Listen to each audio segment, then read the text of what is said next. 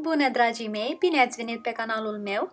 Astăzi vă invit să pregătim împreună un tort spectaculos cu prune uscate, miez de nucă și o cremă foarte fină de caramel. Deși este foarte bogat în arome, are un gust foarte fin, este bine balansat și se topește în gură. Haideți să începem!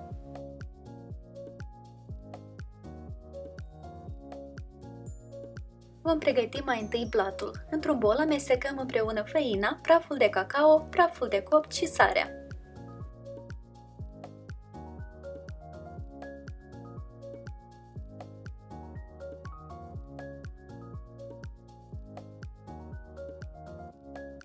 În bolul unui mixer adăugăm ouă la temperatura camerei, zahăr și pastă sau extract de vanilie.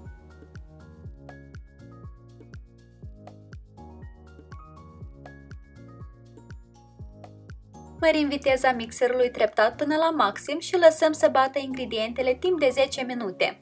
În acest timp, compoziția trebuie să se tripleze în volum și să se deschidă în culoare.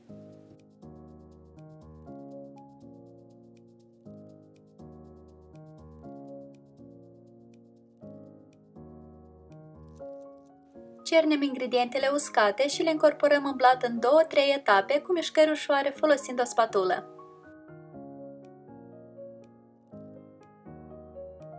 Distribuim blatul în două forme cu diametrul de 20 de cm, tapetate cu hârtie de copt și unse pe margini cu unt. Dăm formele la cuptorul preîncălzit la 180 de grade timp de 35-40 de minute sau până când trec testul scobitorii.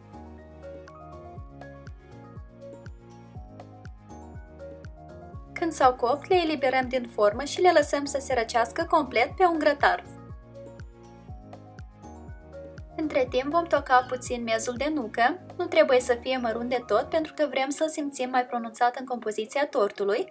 Eu am prăjit inițial miezul de nucă pe o tigaie uscată timp de câteva minute pentru a le intensifica gustul și aroma.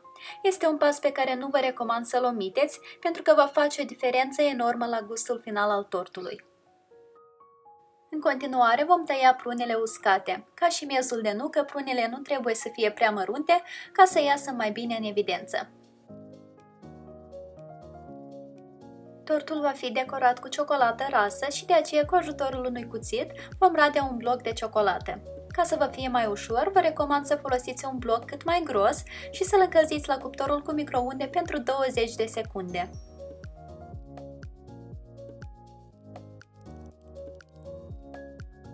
Pentru crema tortului vom avea nevoie de caramel. Acest caramel l-am pregătit cu o zi înainte. Rețeta există deja la canal, este relativ de simplu de pregătit, așa că linkul îl veți putea accesa în descriere. În bolul mixerului adăugăm smântână dulce foarte rece de la frigider și puțină pastă sau extract de vanilie. Începem să batem frișca, mărind treptat viteza până la maxim, iar când observăm că începe să se îngroașe, putem adăuga caramelul de temperatura camerei.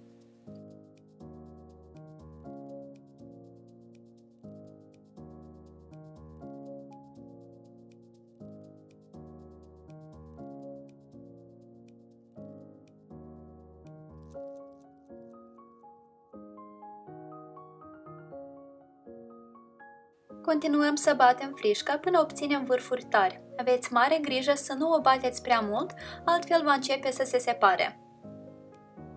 Crema este gata. Între timp, blaturile s-au răcit și le-am tăiat pe fiecare în jumătate.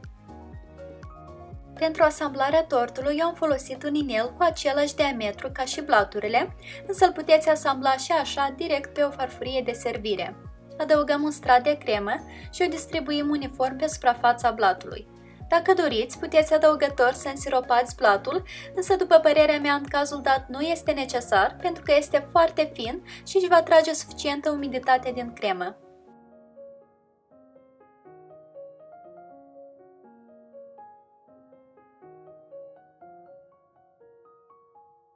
Adăugăm peste cremă prunele și miezul de nucă, adăugați cât de mult sau cât de puțin vă place.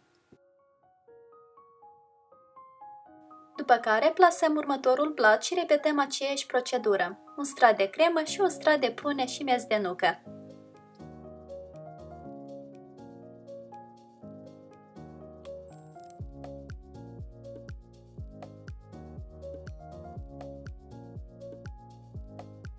Când ajungem la ultimul plat, îl acoperim și pe el cu un strat subțire de cremă și rezervăm puțină cremă și pentru marginile tortului pentru mai târziu.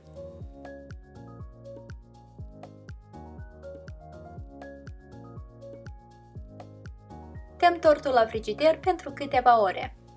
Pentru ganașul de ciocolată, într-un mic bol punem ciocolata și turnăm peste ea smântână fierbinte. Lăsăm bolul neatins timp de câteva minute, după care vom amesteca totul împreună până obținem o cremă omogenă. Lăsăm ganașul să se răcească puțin. Tortul între timp s-a răcit foarte bine, îndepărtăm inelul și acoperim și marginile cu crema rezervată.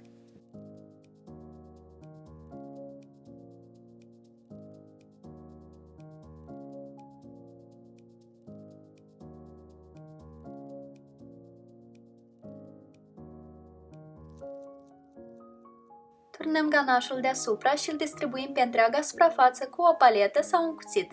Dacă curge puțin pe margini, nu-i nimic grav, întrucât oricum vom acoperi marginile cu ciocolată.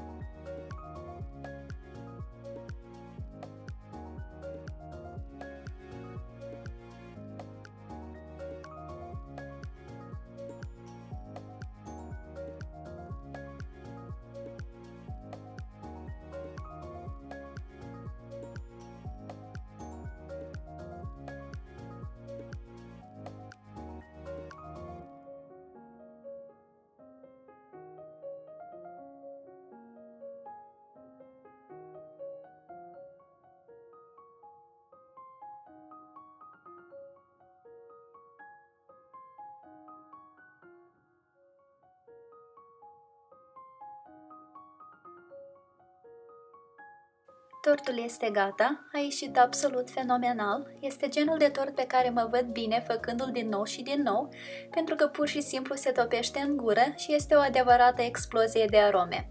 Este foarte bine echilibrat și cu siguranță poate fi pregătit la orice ocazie sau chiar și fără ocazie. Lista la toate ingredientele folosite în această rețetă o veți găsi în descrierea acestui video. Iar eu vă mulțumesc cu drag că ați fost alături de mine și vă doresc o zi delicioasă în continuare. Poftă bună! Pa, pa!